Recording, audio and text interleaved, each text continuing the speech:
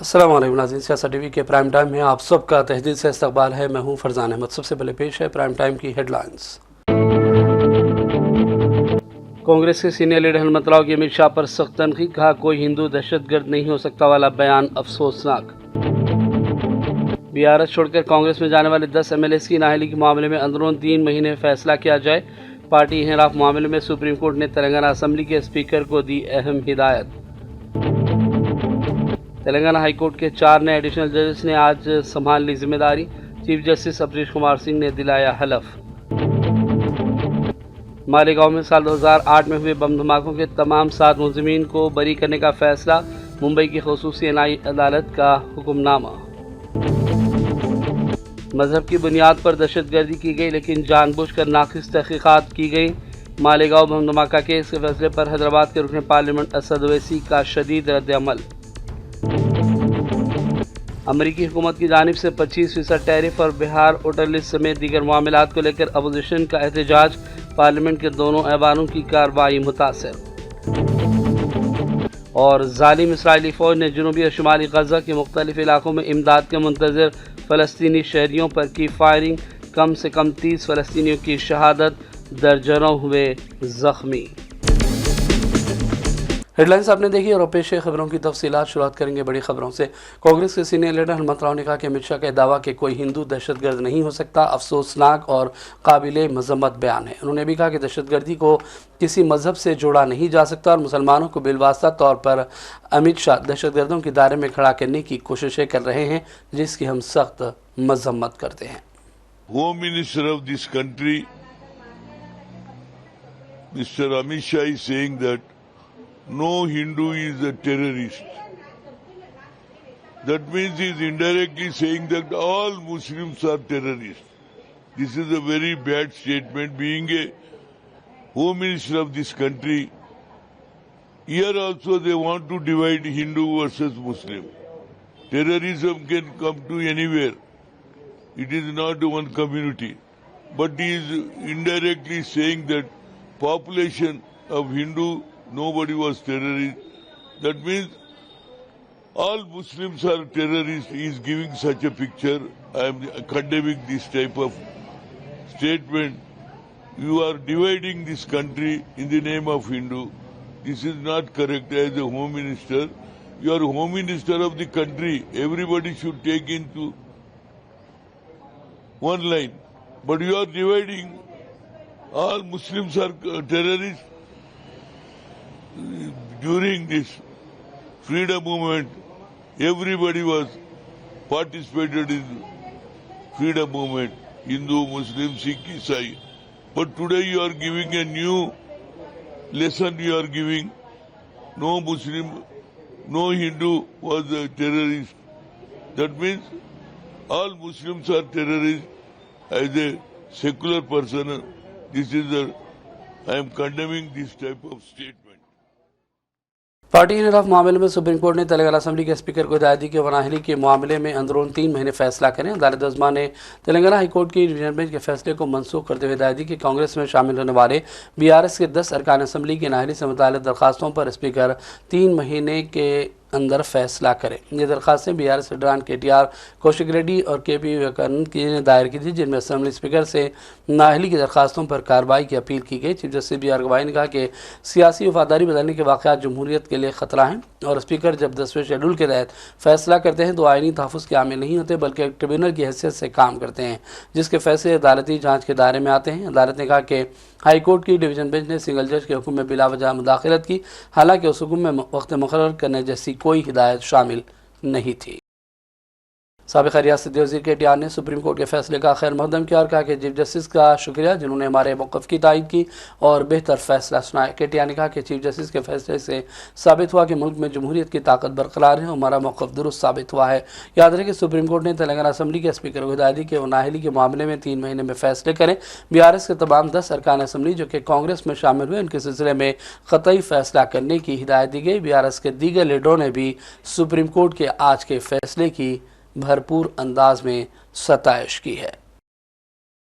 Telangana high court के 4 नए additional जजों ने हलफ ले लिया। अदालत के हाथे में जजेस वकील और अहदेदारों की मौजूदगी में आज सुबह एक सादा तकरीब में चीफ जस्टिस अपरेश कुमार सिंह ने नए एडिशनल जजेस को हलफ दिलाया। इनको जजेस बनाने के सिलसिले में सुप्रीम कोर्ट कॉलेजियम की सिफारिश को मरकजी हुकूमत ने मंजूरी दी थी और सदर जमहूरिया द्रौपदी मुर्मू ने अहकामात जारी किए थे, जिसके बाद आज जजेस के तौर पर गौस मीरा मोहिउद्दीन, प्रवीण कुमार, चलपति राव और वी रामकृष्णा रेड्डी ने हलफ लिया। 4 नए एडिशनल जजेस की हल्फबर्दारी के बाद तेलंगाना हाईकोर्ट के जजेस की तादाद बढ़कर 30 हो गई है। शहर हैदराबाद और तेलंगाना के दीगर अजला में तरकारियों की कीमतें बेतहाशा बढ़ गई। गरीब और मुतवस्सित तबका फिक्रमंद हो गया है, जबकि माहाना अखराजात में इजाफे के नतीजे से कई खानदानों को तरकारी के इस्तेमाल में कमी या फिर इसे तर्क करना पड़ा। हुकूमत की जानिब से कायम करदा रेतु बाजार भी आवाम को राहत पहुँचाने से खासिर बताए जा रहे हैं। होलसेल और रिटेल दोनों महाजों पर तरकारी की इजाफी कीमतों ने आवाम पर बोझ आयद किया। हैदराबाद और कई अजला में टमाटर की कीमतों में भी अचानक इजाफा हो गया है। गैर मौसमी बारिश और जलाबारी ने भी तरकारी की फसलों को नुकसान पहुँचाया।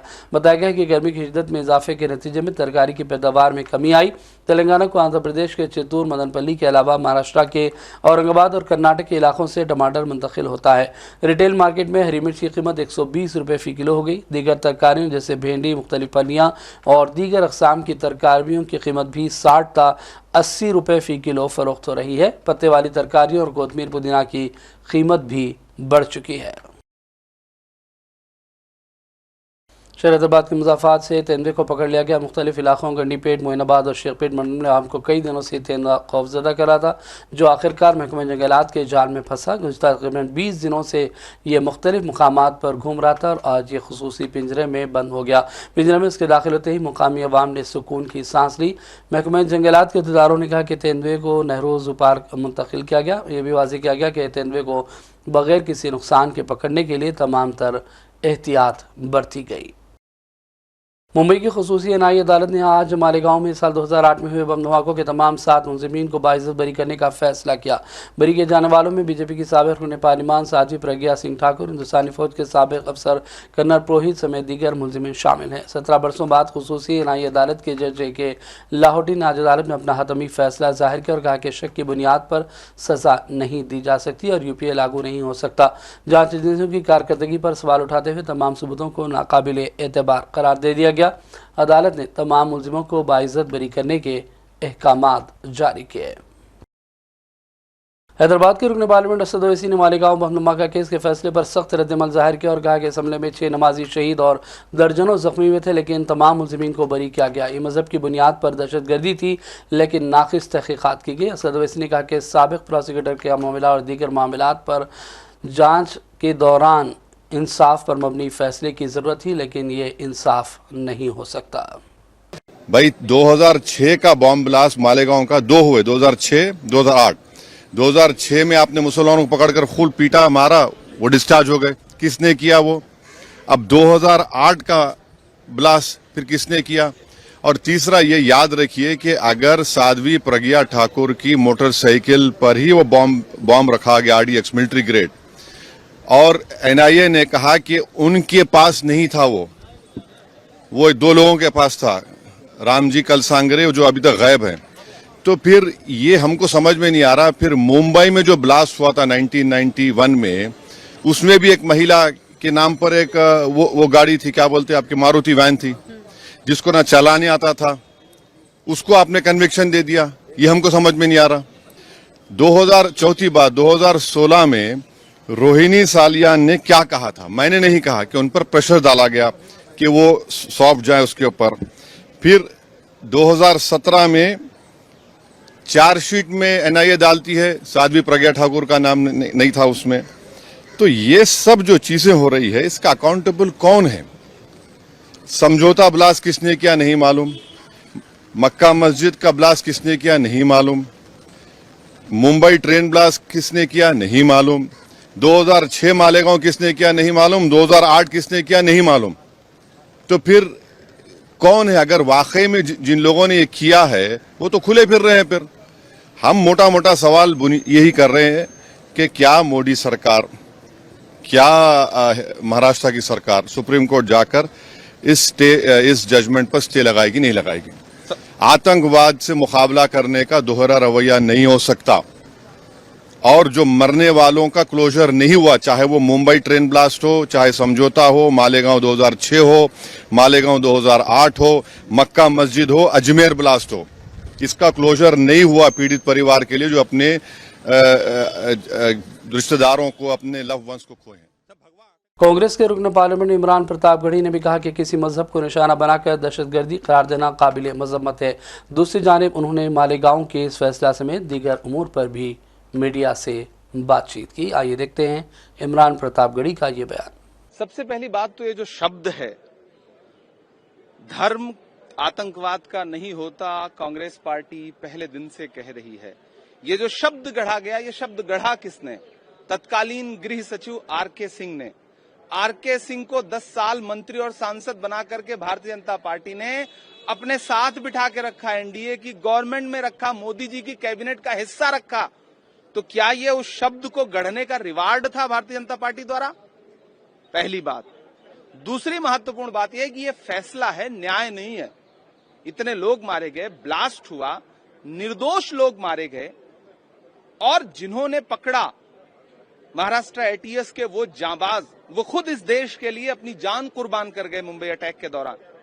ऐसे में भारतीय जनता पार्टी द्वारा उठाया गया एक भी सवाल उनकी शहादत पर प्रश्न चिन्ह है। लोग मारे गए हैं और भाजपा तो पहले दिन से उन्हें आरोपी नहीं मान रही थी, इसीलिए माननीय बना करके उस आतंकी, इतने जघन्य आरोपी को वो पार्लियामेंट ले आए थे, और जब काम निकल गया तो उनसे पीछा छुड़ा लिया। तो ये भाजपा का चाल चरित्र और चेहरा यही है। एजेंसियों पे सवाल खड़ा करो, एजेंसियों को पीछे छोड़ के फिर पार्टी पे सवाल खड़ा करो। ये भाजपा की राजनीति है जो शर्मनाक है। तो क्या सरकार क्या इस मूड में है कि वो आगे नहीं जाएगी? क्या सरकार ये मानती है कि ब्लास्ट हुआ ही नहीं? क्या सरकार ये मानती है कि कोई आरोपी ही नहीं है? क्या सरकार का ये पक्ष है? क्या एनआईए का आज तक जो राजनीतिक दुरुपयोग होता रहा है, उसके बाद एनआईए का जो चरित्र है देश के सामने और जो विश्वास है उस पर, वो तभी बहाल होगा जब एनआईए इसमें आगे बढ़कर के देश को ये बताए कि नहीं, इतनी बड़ी घटना घटी, दर्जनों लोग मारे गए, उसका गुनहगार कौन है। पार्लियामेंट के दोनों ऐवानों में आज अपोजिशन ने कई अहम मसाइल पर एहतजाज किया, जिसकी वजह से लोकसभा और राज्यसभा की कार्रवाई को दोपहर 2 बजे तक मुलतवी करना पड़ा। अपोजिशन जमातों ने अमेरिकी हुकूमत की जानिब से हिंदुस्तानी मसनूआत और कंपनियों पर 25% टैरिफ, बिहार में इंतखाबी फहरिस्त की खुसूसी गहरी नज़रसानी, एसआईआर, खवातीन और बच्चों पर बढ़ते जराइम, मगरबी बंगाल के मजदूरों से इम्तियाज़ और साबिक़ा चेयरमैन राज्यसभा जगदीप धनखड़ के अचानक इस्तीफ़ा जैसे मौज़ूआत पर ज़ाब्ता उसूलों के तहत बहस की मांग की। इधर लोकसभा में भी हंगामाराई देखने को मिली। अपोजिशन अराकीन मुख्तलिफ मुतालबात को लेकर वेल में पहुँच गए और नारेबाजी की। स्पीकर ने मुजाहरा करने वाले अराकीन से कहा कि क्या वो मसाइल पर बातचीत करना नहीं चाहते, क्या उन्हें अवाम ने सिर्फ नारे लगाने के लिए चुना है। उन्होंने अपीलें की लेकिन अरकान अपनी नशिस्तों पर वापस जाएँ, लेकिन नारेबाजी जारी रही, जिसकी वजह से लोकसभा की कार्रवाई भी दोपहर 2 बजे तक के लिए मुलतवी करना पड़ा। को नहीं उठाना चाहते। माननीय सदस्य, मैं पूरा आग्रह कर रहा हूं, अगर तख्तियां लेकर आएंगे तो सदन की कार्रवाई नहीं चलेगी। आप सदन को नियोजित तरीके से बाधित करना चाहते हैं, प्रश्नकाल जैसे विषय पर चर्चा नहीं करना चाहते। माननीय सदस्य, फिर मैं आग्रह कर रहा हूं, आप अपनी अपनी सीट पर जाइए। आपको इसलिए भेजा है, जनता ने चुनकर, नारेबाजी के लिए भेजा है, तख्तियों के लिए भेजा आपको। ये सदन चर्चा और संवाद के लिए है, जनता के विचारों, उनकी अपेक्षाओं, आकांक्षाओं को व्यक्त करने के लिए। आपका ये तरीका उचित नहीं है।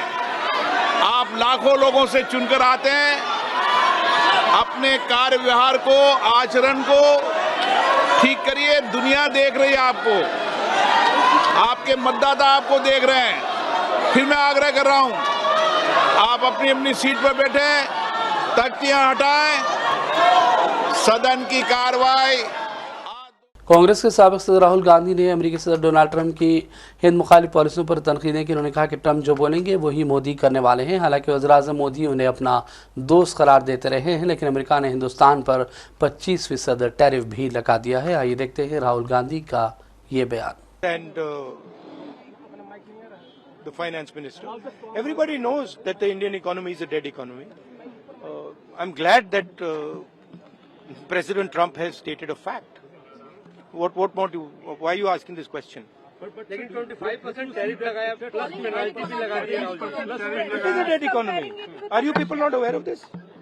आपको ये मालूम नहीं है कि इंडियन इकोनॉमी डेड इकोनॉमी है? कोई कंफ्यूजन है आप में? पूरी दुनिया जानती है कि Indian economy is a dead economy और बीजेपी ने इकोनॉमी को खत्म कर दिया है। क्यों खत्म किया है? अदानी जी की मदद करने के लिए खत्म किया है। तो आप लोग हैरान क्यों लग रहे हो? देखिए, आप एक चीज देखिए, फॉरेन मिनिस्टर भाषण करते हैं, we have a genius foreign policy, ठीक है।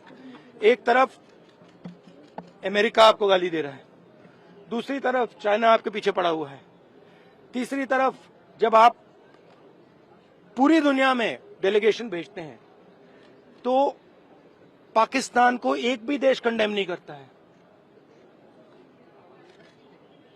कैसे चलाने हैं देश को? ये लोग चलाना ही नहीं आता है। टोटल कंफ्यूजन है। ट्रंप का एक बार भी नाम नहीं लिया उन्होंने। ट्रंप का नहीं लिया, चाइना का नाम नहीं लिया, ये नहीं बोला कि किसी भी देश ने पाकिस्तान को कंडेम नहीं किया। पाकिस्तान के जो मिलिट्री जो चीफ हैं, जिन्होंने मतलब ये पहलगाम का काम करवाया है, उसके साथ मतलब ट्रंप लंच खा रहा है और ये कह रहे हैं कि बड़ी सक्सेस हुई हमारी। मतलब कौन सी सक्सेस हुई है? सर, हमारे एमएसएमईज को, स्मॉल सेक्टर्स को झटका नहीं लगेगा इससे जो टैरिफ लगा रहा है, और अमेरिका हमें वहां से डिक्टेट कर रहा है कि हम टैरिफ लगाएंगे, पेनल्टी लगाएंगे, इसकी हमारे एमएसएमईज पे हमारी। आप सोचिए ना, आप एक बड़ा सवाल समझिए, जो मेन सवाल है। ट्रंप ने 30-32 बार बोला है कि मैंने सीज फायर किया है, राइट। ट्रंप ने यह भी बोला है कि 5 जहाज हिंदुस्तान के गिरे हैं। ट्रंप अब बोल रहा है कि मैं 25% टैरिफ लगाऊंगा। आपने अपने आप से ये सवाल पूछा कि नरेंद्र मोदी जी जवाब क्यों नहीं दे पा रहे? पूछा है क्यों? एक्चुअल रीजन क्या है? क्या लगता है आपको? कंट्रोल किसके हाथ में है? बात समझिए। The main issue sitting in front of India today is that the government has destroyed our economic policy, has destroyed our defence policy, has destroyed. Congress तर्जुमान रणदीप सिंह सुरजेवाला ने भी मोदी हुकूमत की खारजा पॉलिसी को लेकर सवालात उठाए। उन्होंने कहा कि पहले जंगबंदी करवाने के ट्रंप दावे करते रहे और अब हिंदुस्तान पर 25% टैरिफ भी लगा दिया गया। All our neighbors and the world countries gather around to completely denounce Pakistan for its terror related activities. On the contrary, as I said earlier also, Pakistan has become head of the Counter-Terrorism Council. It is already in the United Nations. Pakistan is already vice chair in a similar body. So the world continues to engage with Pakistan and treat Pakistan and India as equivalent, which is wrong and disastrous for our diplomacy.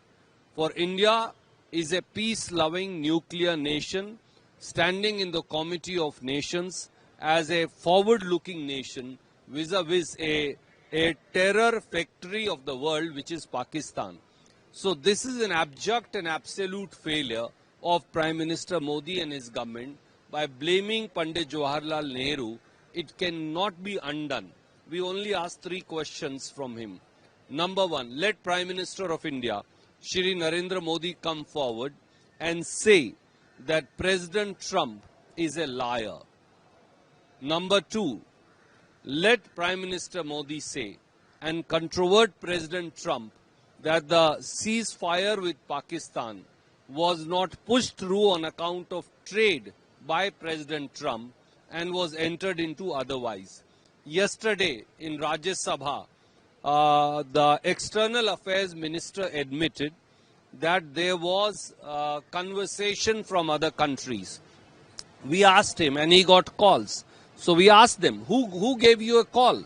For the Secretary of State of United States, Mr. Rubio, the Vice President of United States, Mr. J.D. Vance, and President Trump himself tweeted about the ceasefire even before India and Pakistan declared ceasefire, which prevented Indian armed forces from fighting and finishing the factories of terror once for all. So, military leadership of India has also said, including CDS, Mr. Chauhan, and our defense attaches, they've already said. और अब आखिर में फ़लस्तीन के हवाले से अहम खबर। काबिज़ Israeli फ़ौज ने जनूबी और शुमाली गज़ा के मुख्तलिफ इलाकों में इमदाद के मुंतज़िर फ़लस्तीनी शहरियों को बराह रास्त गोलाबारी और गोलियों का निशाना बनाया, जिसकी वजह से कम 30 फ़लस्तीनियों की शहादत की इत्तला है, जबकि दर्जनों ज़ख्मी हुए। इमदादी अशिया के हसूल के लिए जमा होने वाले 79 फ़लस्तीनियों पर इसराइली तोपखाने से अंदाज़न गोलाबारियाँ की गई, जिसमें कई शहरियों की शहादत पेश आई। इस तरह की एक और खूनी कार्रवाई शुमाली गज़ा में भी देखने को मिली, जहाँ ज़ालिम इसराइली फ़ौज ने इमदाद के मुंतज़िर शहरियों पर बख्तरबंद गाड़ियों, टैंकों से फायरिंग की और गोले दागे।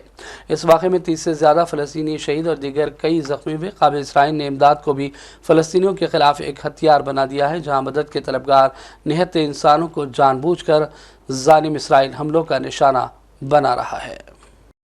और अब आखिर में हेडलाइंस पर डालेंगे एक और नज़र। कांग्रेस के सीनियर लीडर हनुमतराव की अमित शाह पर सख्त तनकीद, कहा कोई हिंदू दहशतगर्द नहीं हो सकता वाला बयान अफसोसनाक। बीआरएस छोड़कर कांग्रेस में जाने वाले 10 एमएलए की नाअहली के मामले में अंदरून 3 महीने फैसला किया जाए। पार्टी हिराफ मामले में सुप्रीम कोर्ट ने तेलंगाना असेंबली के स्पीकर को दी अहम हिदायत। तेलंगाना हाईकोर्ट के 4 नए एडिशनल जजेस ने आज संभाल ली जिम्मेदारी। चीफ जस्टिस अमरीश कुमार सिंह ने दिलाया हलफ। मालेगांव में साल 2008 में हुए बम धमाकों के तमाम 7 मुलजिमीन को बरी करने का फैसला। मुंबई की खसूसी एनआई अदालत का हुक्मनामा। मजहब की बुनियाद पर दहशतगर्दी की गई, लेकिन जानबूझकर नाक़िस तहक़ीक़ात की गई। मालेगांव बम धमाका केस के फैसले पर हैदराबाद के रुकन पार्लियामेंट असद ओवैसी का शदीद रद्द-ए-अमल। अमरीकी हुकूमत की जानिब से 25% टैरिफ और बिहार वोटर लिस्ट समेत दीगर मामलात को लेकर अपोजिशन का एहतजाज। पार्लियामेंट के दोनों ऐवानों की कार्रवाई मुतासर। और जालिम इसराइली फ़ौज ने जनूबी और शुमाली गज़ा के मुख्तलिफ इलाकों में इमदाद के मुंतज़िर फ़लस्तीनी शहरियों पर की फायरिंग, कम से कम 30 फ़लस्तीनियों की शहादत, दर्जनों हुए ज़ख्मी। प्राइम टाइम का सिलसिला फ़िलहाल यही ख़त्म करते हैं। मोहम्मद फरजान अहमद को पूरी टीम के साथ इजाज़त दें। देखते रहिए सियासत टीवी। अल्लाह हाफ़िज़।